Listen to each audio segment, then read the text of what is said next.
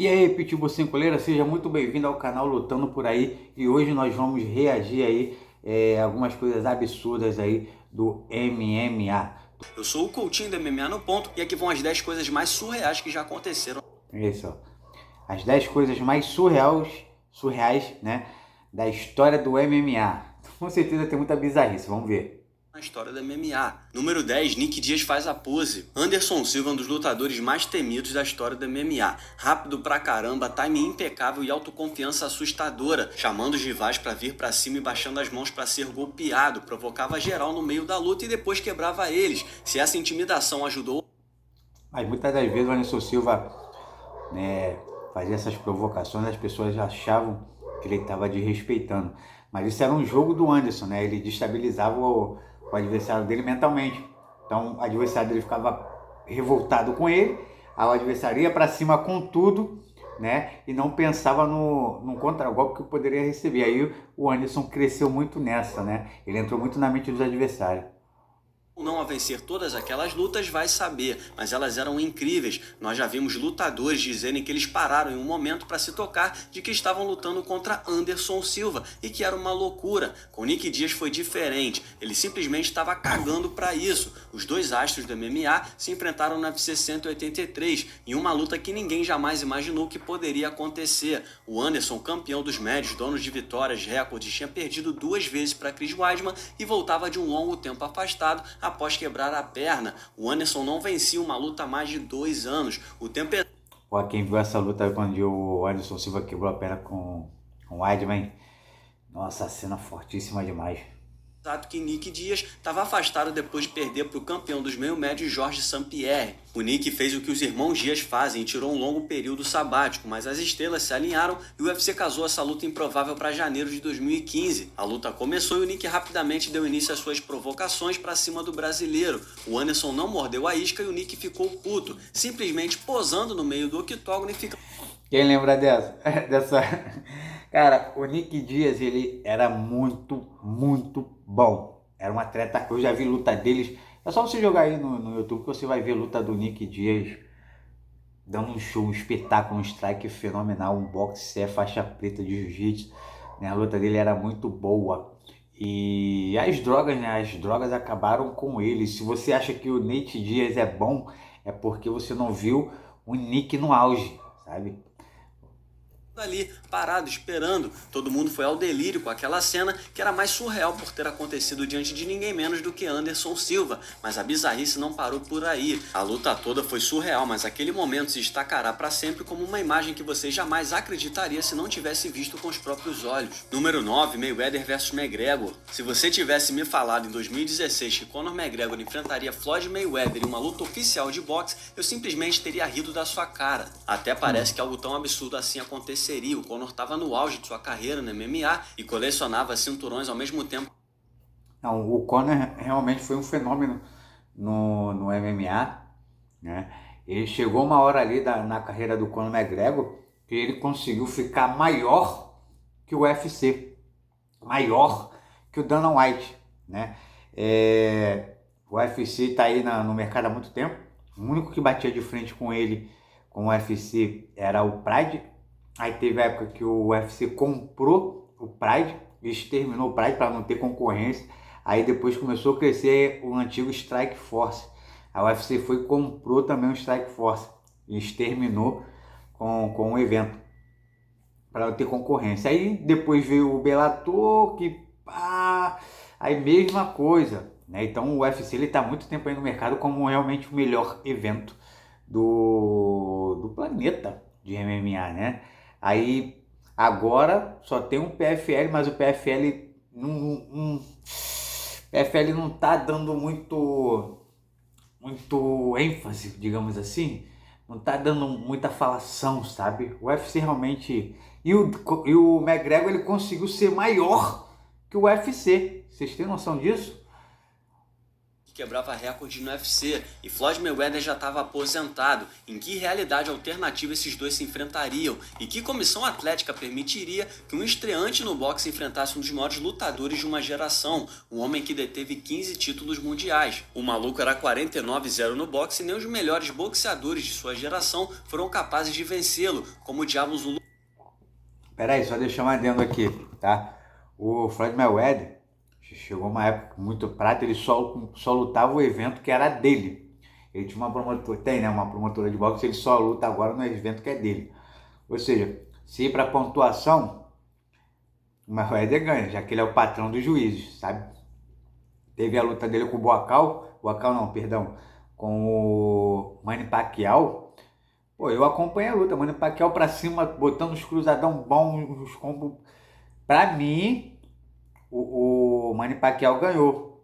Aí foi pros pontos, né? O Mayweather só bloqueava, só corria o tempo todo. Mas enfim, estamos falando de MMA, vamos lá.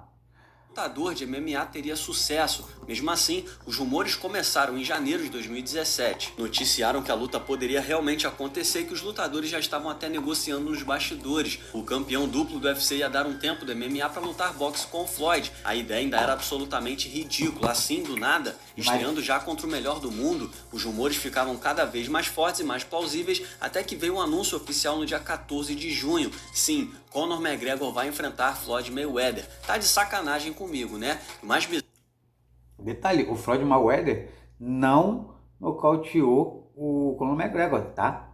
Tomou um sufoco aí, hein?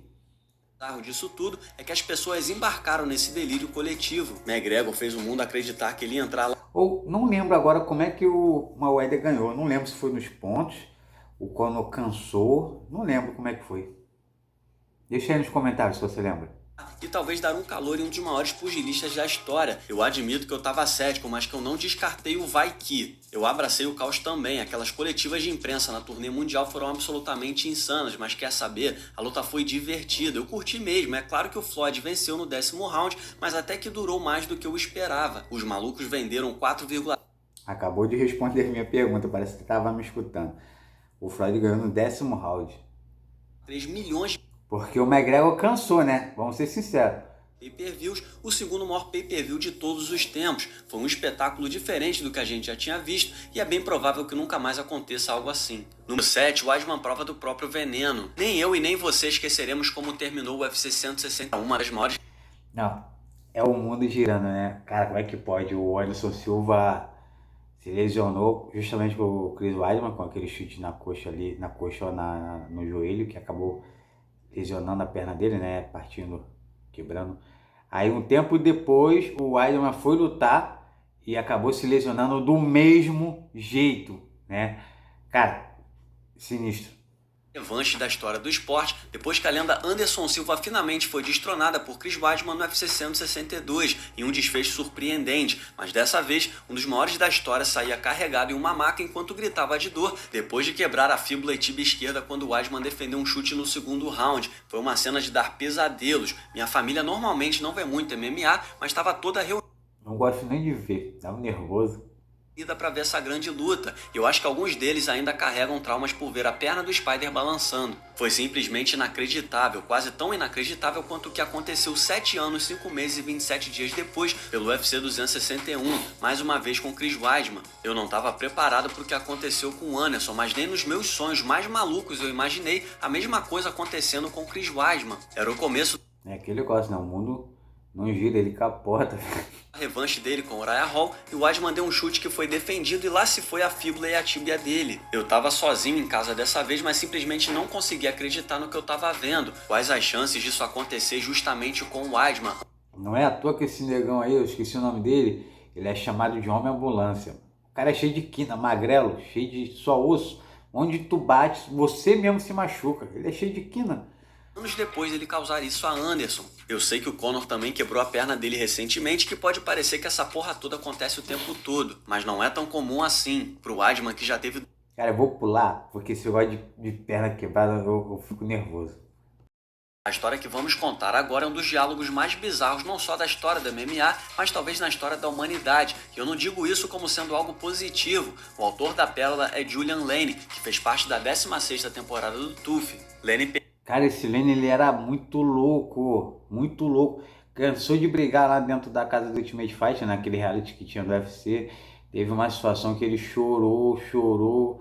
Nossa, esse cara era louco, esse cara. Perdeu na primeira rodada do torneio, no 4º episódio do reality show. No episódio 6, o Julian já estava de saco cheio de ficar na casa. Ele perdeu a luta e não tinha mais chance de ganhar o programa, e queria voltar para casa para ver os filhos. O fato dele encher a cara e não ter nada para fazer não ajudou em nada. Então Julian Lane, alcoolizado e puto da vida, estava perto de perder o controle. Ele se deu conta de que seria expulso da casa se arrumasse confusão. Então mirou no Don Wara, sabe-se lá por quê, e tentou puxar uma treta. Para falar a verdade, o Julian arrumou briga com quase todo mundo no programa. Isso quando ele não ficava chorando pelos cantos e batendo nas paredes. O cara seguiu puto enquanto outros lutadores tentavam acalmá-lo, sem sucesso, até que Mike Hill entrou em cena e rendeu um dos melhores diálogos da história da humanidade. Let me bang, man. I wanna do that, man. Let me